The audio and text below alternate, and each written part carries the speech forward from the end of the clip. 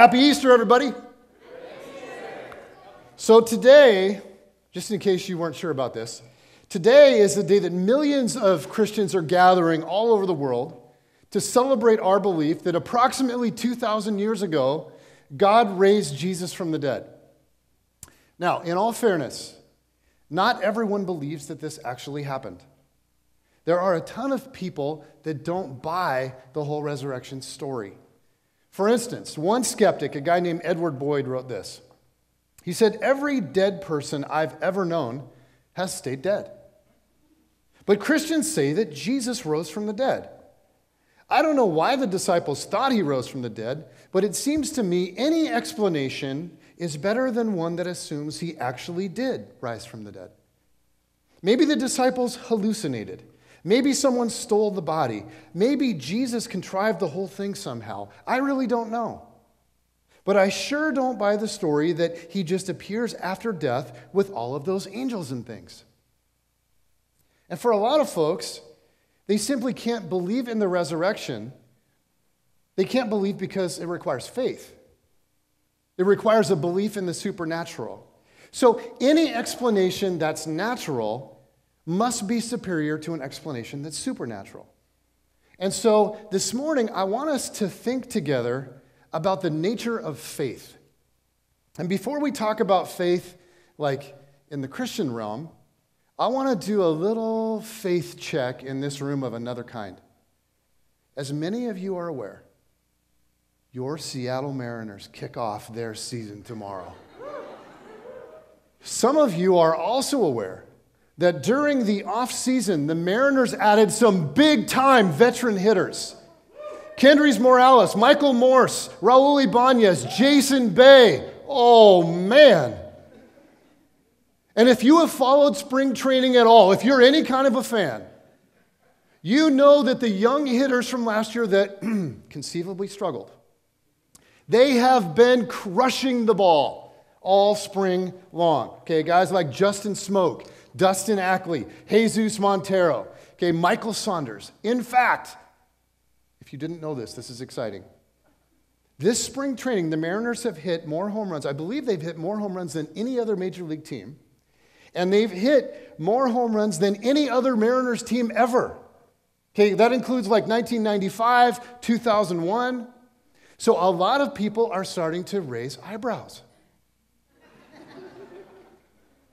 So this morning, we're going to separate the sheep from the goats. We are going to separate the believers from the doubters. Okay, so how many of you are believers? How many of you believe that the Mariners will actually be good this year? Oh, baby. How many of you are doubters? How many of you don't think they'll do anything? How many of you are like, I don't care?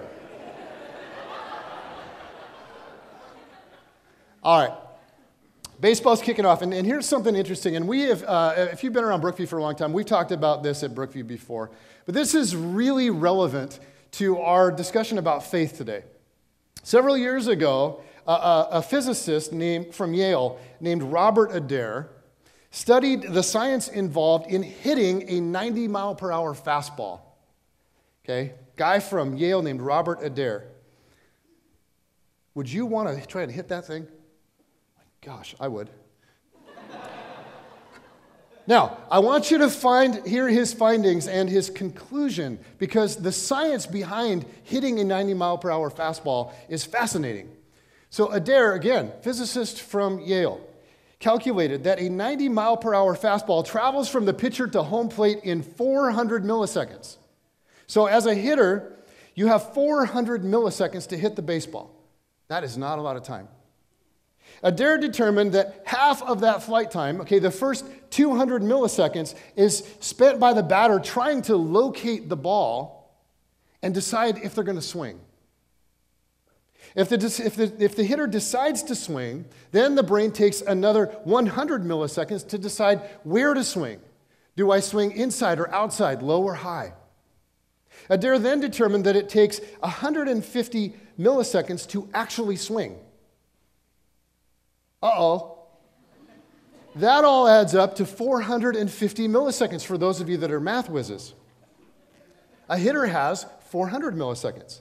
So, Yale physicist Robert Adair concluded, hitting a 90-mile-per-hour fastball is impossible. Now, we don't buy that, do we?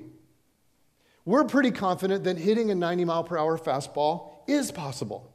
We're confident because it happens all the time. We've seen it. I mean, you may not be able to walk up here and explain exactly where Adair is wrong in his calculations, but you know it happens. It's undeniable. And so here's something to keep in mind when it comes to faith. When faced with a choice between the unexplainable and the undeniable, we usually go with the undeniable. The first time I was handed a wireless mic, I didn't say, you know what? I'm not going to put that thing on and talk into it and look like an idiot. I'm not going to do that until you explain to me how it works and I understand it. I don't have to understand how it works to be able to trust that it can work. I'm guessing that there's a lot of you in this room, and, don't be... I love you guys, okay? But I'm guessing that there are a lot of you, including me in this room, that cannot explain how an airplane flies. The physics involved in how an airplane takes and sustains flight. But I would bet that if you were to win a dream vacation to Hawaii, you're not going to stand in the terminal on the day of the flight going, look, I am not going to get on this plane until someone can fully and clearly explain to me how a hunk of metal that weighs more than I can possibly imagine can achieve and sustain flight. No, you grab your Bermuda shorts and you go, baby. Planes fly. It works, okay? It's undeniable. Now, here's where I'm going with this. There are aspects of the Christian faith that are, let's face it, unexplainable. There's a lot of mystery to God and to Jesus and how it all works. It's called faith for a reason. But here's the point that I want to make this morning. Just because it's unexplainable doesn't mean that believing in it is irrational. Under the right conditions, trusting in things that you can't explain can actually be the most rational thing to do. So this morning, we're going to look at a crazy story in the Bible that involves people wrestling with the tension of something that's occurring that is both unexplainable and undeniable. Some choose to believe, even though it's unexplainable, and some choose to doubt, even though it's undeniable. Okay, so here's our story. Jesus is walking with the disciples, and they come up to a blind guy. Okay, here we go. John chapter 9, verses 1 to 3. As he went along, he saw a man blind from birth. His disciples asked him, Rabbi, who sinned, this man or his parents, that he was born blind? Neither this man nor his parents sinned, Jesus said, but this happened so that the works of God might be displayed in him. Okay, so like many people today, the common belief was that good things happen to good people and bad things happen to bad people. And so if something bad happened to you, it must be because you sinned. But this guy was blind at birth. So how does that work? Who sinned? This guy or his parents? And Jesus says, you guys are off. Just because something bad happens doesn't mean God is punishing the person because of their personal sin. That's not how it works. And Jesus goes on to say this, verses 4 and 5. As long as it is day, we must do the works of him who sent me. Night is coming when no one can work. While I am in the world, I am the light of the world. Now, this is an extraordinary claim because Jesus essentially says to the disciples, look, I'm the light of the world. There's a lot of darkness and a lot of confusion in the world when it comes to God and who he is and what he's like. For example, when people are suffering, it doesn't mean that God is punishing them because of their personal sin. I am here to illuminate for you what God is like. I am the light of the world. He carries on, verses 6 to 10. After saying this, he spit on the ground, made some mud with the saliva, and put it on the man's eyes. That is gross. This is Jesus, but that is gross. He put it on the man's eyes. Go, he told him, wash in the pool of Siloam. This word means sent. So the man went and washed and came home seeing. His neighbors and those who had formerly seen him begging asked, "Isn't this the same man who used to sit and beg?" Some claimed that he was. Others said, "No, he only looks like him." But he himself insisted, "I am the man." "How then were your eyes opened?" they asked. So, just like today, some people have a hard time believing that this actually happened. This is a guy that they've seen begging for years. He's been blind since birth. The whole community knows that. Suddenly he can see? Like, it can't be the same guy. So people are divided. Some say, "Oh my goodness, it's a miracle." Others say, nah, not the same guy. Can't be. But the guy is there and he's saying, "I am the guy." Okay? This really happened. This is legit. I am the guy formerly known as the blind beggar. So the doubters demand an explanation. They say, "Well, how were your eyes opened?" In other words, look, we won't believe this until you give us a rational explanation that we can understand. You have to make this understandable. Okay, so the guy explains. Verse 11. He replied, "The man they called Jesus made some mud and put it on my eyes. He told me to go to Siloam and wash, so I went and washed, and then I could see." And they're like, no. Like, what else you got? Because that doesn't help. Like, we want an explanation. Like, you need to make this understandable. And the guy's like, well, that's it. And so then they ask a very stupid question. Verse 12. "Where is this man?" they asked him. "I don't know," he said. "I didn't see where he went."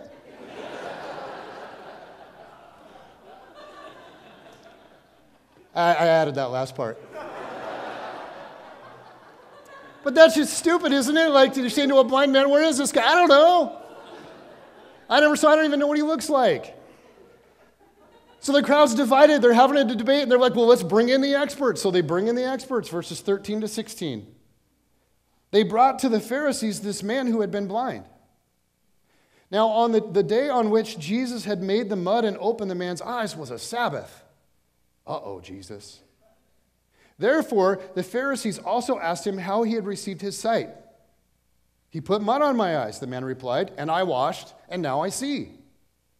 Some of the Pharisees said, "This man is not from God, for he does not keep the Sabbath." But others asked, "How can a sinner perform such signs?" So they were divided. Okay, so the man tells his story again, and all that the Pharisees hear is that Jesus performed a miracle on the Sabbath. And according to their deeply held religious customs, that's breaking the rules. That's work. You can't heal people on the Sabbath. So the religious experts, they're divided. Certainly, they believe a prophet could heal someone. But a true prophet, like who loved God and lived a righteous life and had the power of God with them, they would never heal someone on the Sabbath. Because of their worldview, this was unexplainable. The Pharisees, like all of us, had a God box. A box that says, here's how God works. Or for those that don't believe in God, here's how God would do things if there was a God. And because that's not how things work in our world, I don't believe in God at all. Now, all of us have a God box, even if we don't believe. So the Pharisees have this God box, and here's what they believe. They believe God would never use someone to break our traditions or our laws by healing on the Sabbath. We certainly believe in the possibility of miracles. We just can't believe that God would ever use someone to heal on the Sabbath. God wouldn't act like that. So the religious experts are divided. This is unexplainable. Jesus can't be a prophet and heal on the Sabbath. The problem is, here's the man. It's undeniable. And at this point, the story spirals into like the most absurd dialogue ever. The Pharisees question the healed guy, like again. Verse 17. Then they turned again to the blind man. What have you to say about him? It was your eyes he opened. The man replied, he's a prophet. So now this becomes like a game show, like, are you smarter than a Pharisee? And they go back to the healed guy. And they're like, okay, explain this to us so it makes sense. Explain this to us in a way that fits neatly into our little God box. So he looks at him and he's going, well, I don't know what to tell you.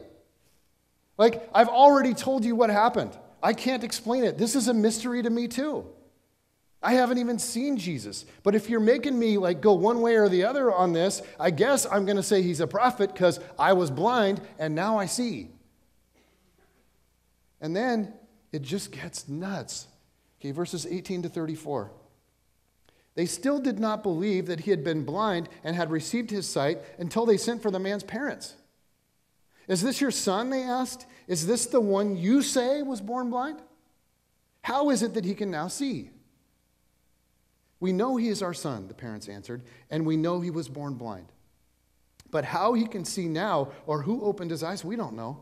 Ask him. He's of age. He will speak for himself. His parents said this because they were afraid of the Jewish leaders who already had decided that anyone who acknowledged that Jesus was the Messiah would be put out of the synagogue.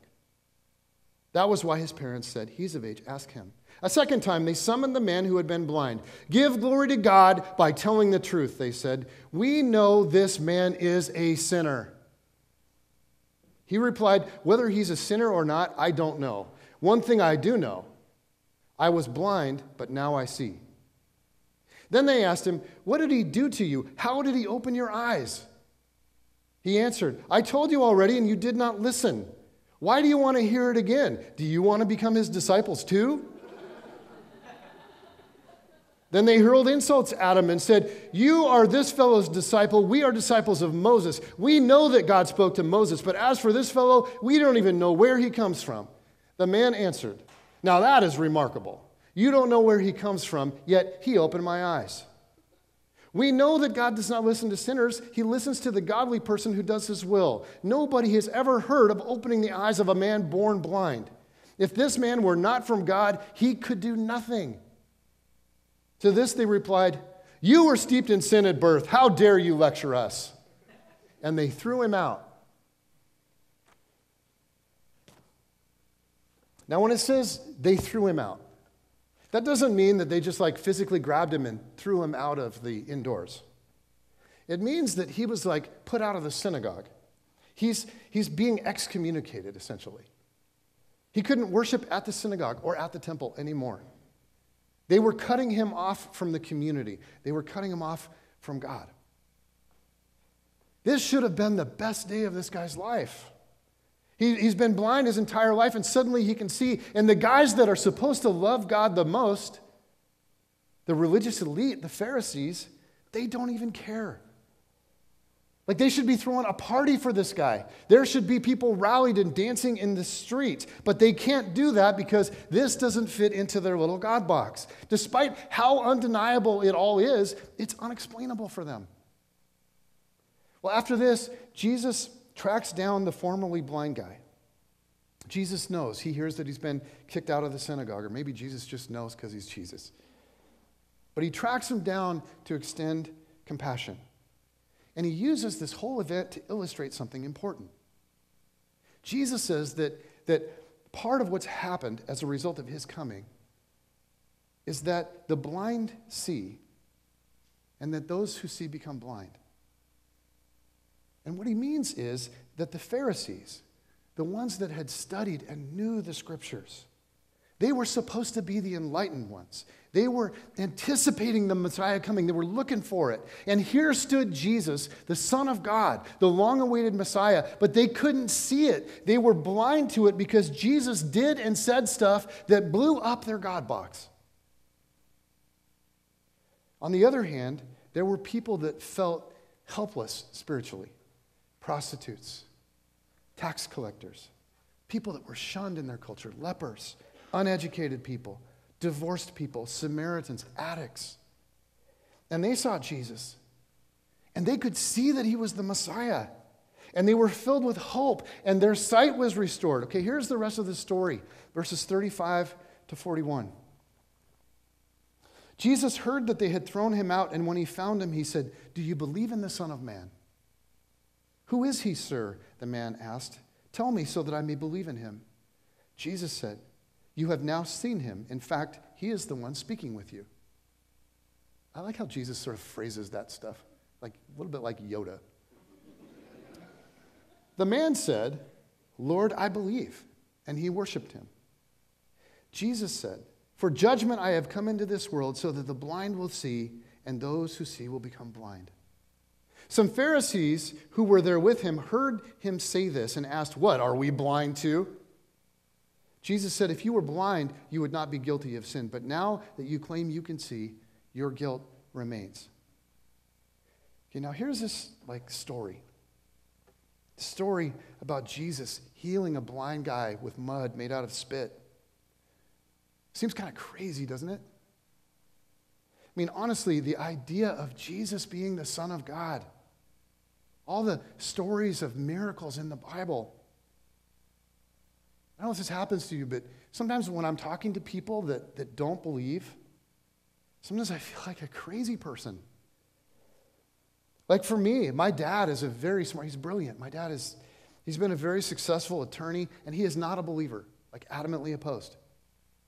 He tries his best to support me and love me and support what I do. But I'm pretty sure that deep down, he's just like, how can you believe that? And sometimes when I'm talking to him, I sense how crazy what I believe sounds to him. In the book Blue Like Jazz, Donald Miller wrote about his struggle with faith, kind of the same thing. And I so relate to this. He says, the goofy thing about Christian faith is that you believe it and don't believe it at the same time. It's not unlike having an imaginary friend. I believe in Jesus. I believe he is the Son of God. But every time I sit down to explain this to somebody, I feel like a palm reader. Like somebody who works at a circus, or a kid who's always making things up, or someone at a Star Trek convention who hasn't figured out the show isn't real.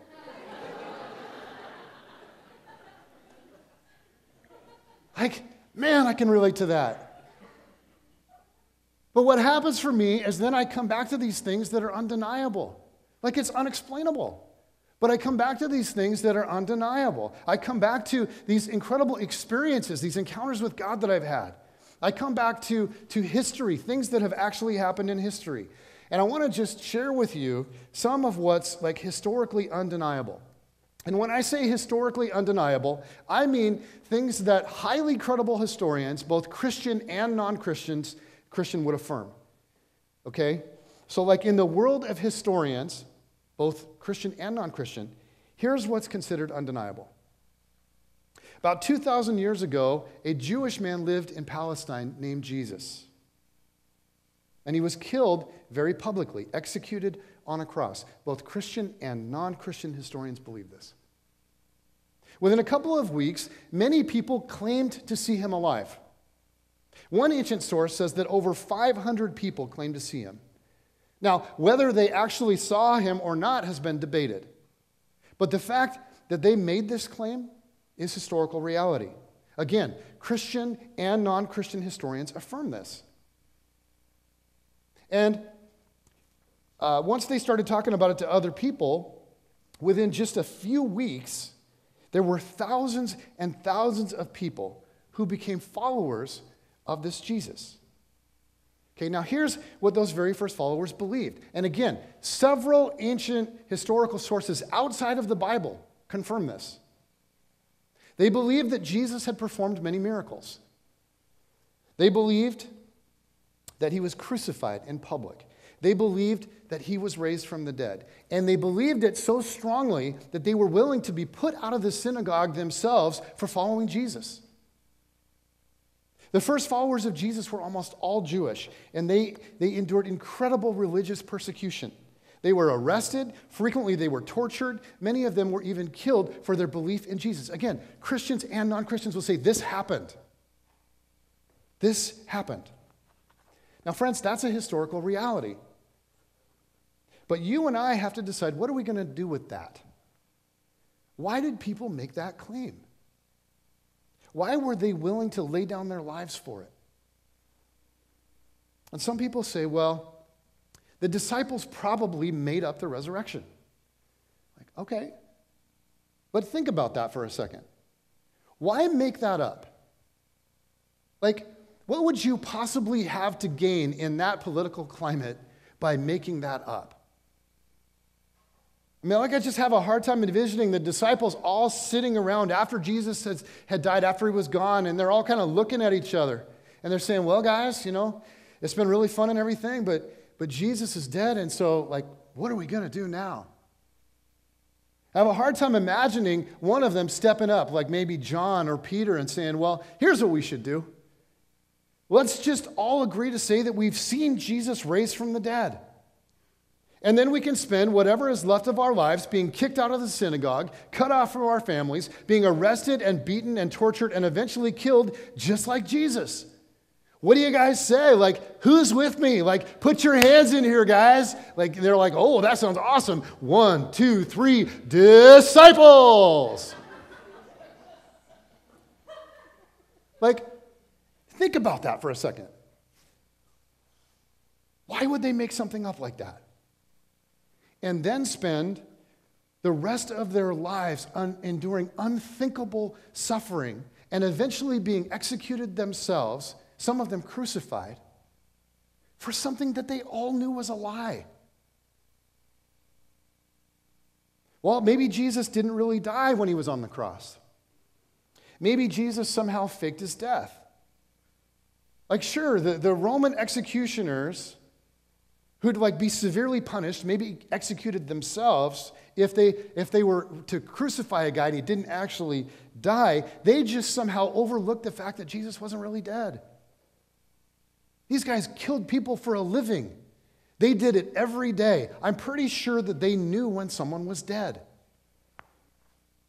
Well, maybe the disciples just thought they saw Jesus. Like maybe they sincerely believed it, and then that's why they lived with such reckless abandon for it. But they were wrong. Sure, more than 500 people in different places at different times, they all had the same hallucination. Really? That's not how hallucinations work.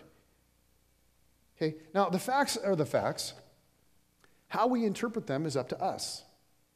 And I admit, to believe in the resurrection, it takes some openness. Like, it takes some faith. I have to be open to the idea that maybe there is a God. I have to be open to the idea that God can and has, on occasion, intervened in the natural order of things. I have to be open to the possibility of the supernatural. And if I'm open, and then I just kind of look at the historical record, it certainly, for me, moves me in the direction of Jesus. But I have to tell you, that's not ultimately the reason that I believe. For me, as for many of you that believe, there's a whole lot more. There's more that's undeniable than just the historical record.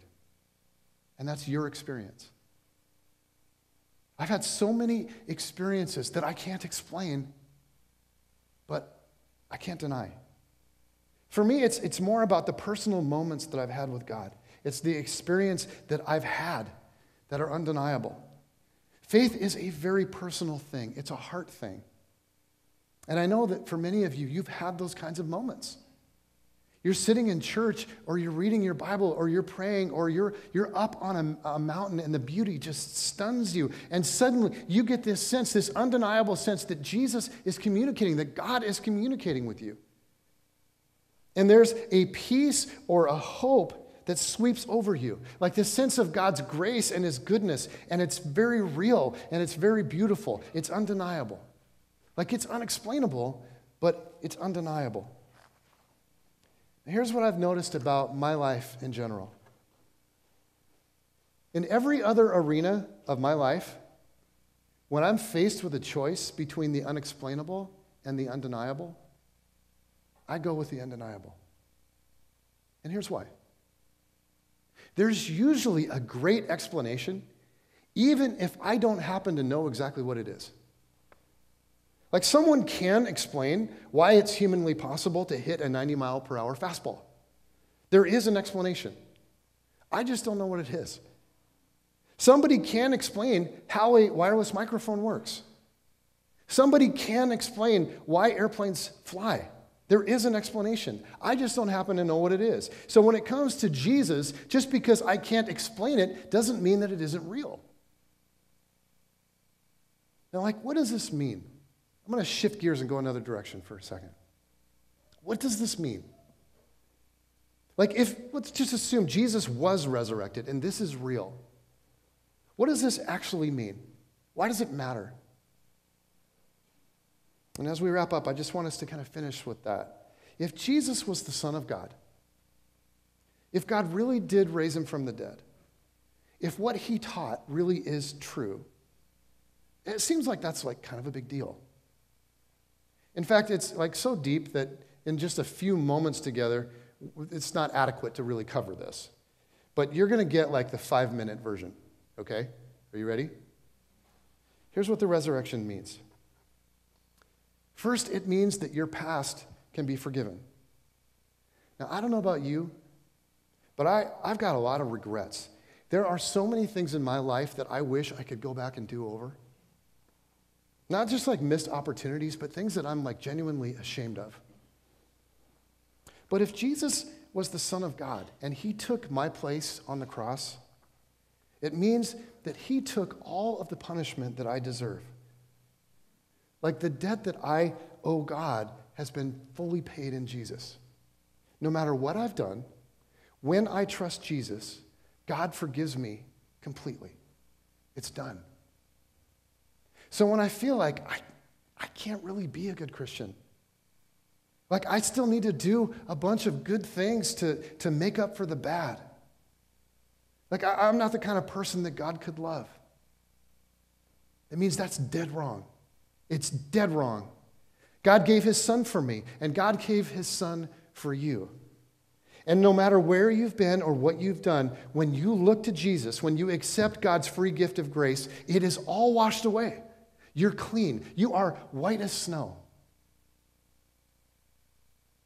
Resurrection means a second thing. It means God's presence and power are available to you right now. In Revelation 3:20, Jesus says, "Here I am. I stand at the door and knock. If anyone hears my voice and opens the door, I will come in and eat with that person, and they with me." Here's the amazing thing.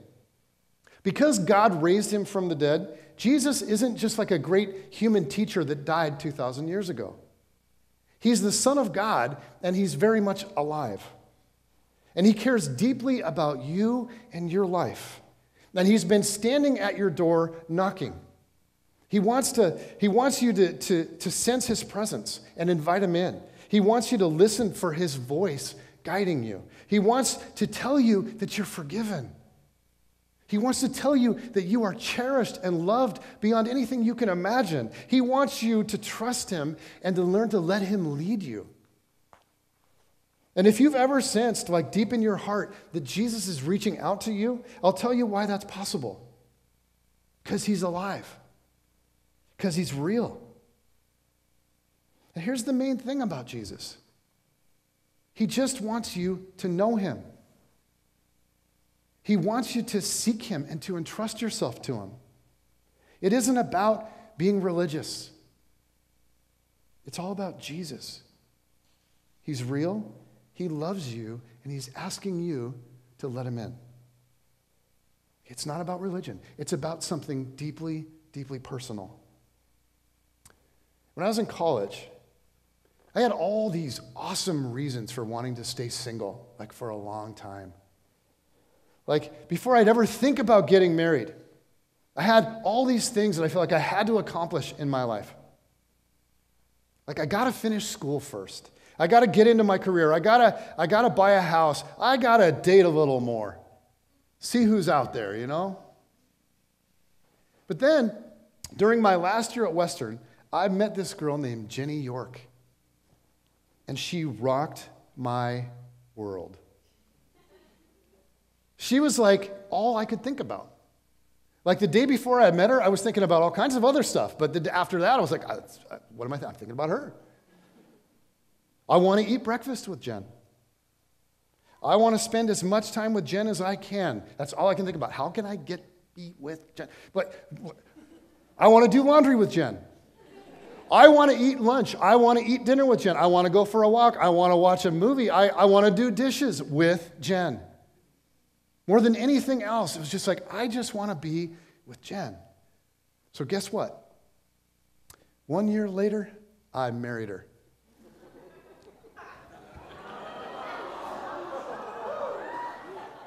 That's us at the wedding rehearsal 1 day before the wedding. Look at how mature we were. Now, here was the turning point in the whole marriage thing. It stopped being an idea. It stopped being an institution. It stopped being a concept. And it became a person. It became this 5'7" tall brunette. And I said, I gotta have that. Because she stole my heart. Now here's the thing. As long as Christianity is like a concept, an idea, a religion, who wants that? That's missing the point. Okay, the point is a person. The point is Jesus. It's knowing Jesus. It's trusting Jesus. It has to become personal.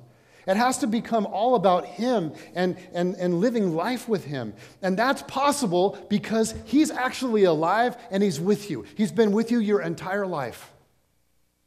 And He wants to help you live life to its fullest. He wants to help the beautiful things in you come alive. The joy and the love and the grace and the strength and the passion and the courage. And He wants to starve and choke out all of that stuff in you that's killing you. The hatred, jealousy, insecurity, fear, anxiety. He wants your heart to be free. He wants you to come alive. But He's not going to force His way into your life. You have to invite Him in. You go, well, okay. But how do I have a relationship with a Jesus I can't see? How do you listen to a voice you can't hear? How can it be personal when Jesus is invisible? Well, this morning we are kicking off this series called It's Personal. And that is what we're going to talk about for the next several weeks. How do you get beyond religion into a relationship with Jesus? Because it's walking with Jesus that matters. How do you go about that? So I just want to encourage you, if you're wrestling with that, join us for that series. Okay, last thing. The resurrection means your past can be forgiven. It means your present can be lived with God's power and presence. And finally, it means that your future can be secured. It means that God has your future resting in the palm of His hands. This incredible weather has just been blowing my mind. And it reminds me of a spring we had several years ago. It was early spring, and it was beautiful like it's been. And Jen and I went out to lunch. And while we were eating in this restaurant, a woman came in that I will never forget. We could see her coming from way out in the parking lot, outside. And it was so warm and just incredibly sunny for that time of year. And this woman had on this beautiful sundress and this matching sun hat. And then she had on these huge sunglasses. She was going to fully experience this amazing day. But as she came through the door and she got closer, I was able to see something that took my breath away. The woman had at some point been severely burned in a fire. Her ears had been completely burned off. Her nose was distorted and mangled. Her hat covered up her scarred and really bare scalp. But here she was, and she was all dressed up, all by herself, going out for lunch. And she'd clearly done everything that she could think of to be beautiful. She'd put on this bright red lipstick, Only the lines of her lips had been so devastated by the fire that the lipstick just kind of went all over. And as I watched her,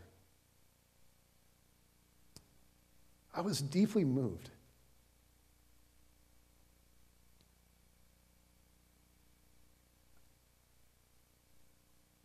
Because when I look at my wife and I look at my daughters, and I realized how important it is for women to feel beautiful. Like when I see the way that God has crafted the feminine heart, I thought about that woman, and it just was like, what an agonizing experience it must be to look in the mirror every time before she goes out. Because at one time, she may have been stunningly beautiful. And then there was the fire. She could have been 75 years old. She could have been 25 years old. There's no way to tell. And there's just something inside of me that says, that isn't right. Like, no one should have to endure something like that. I mean, it just isn't right.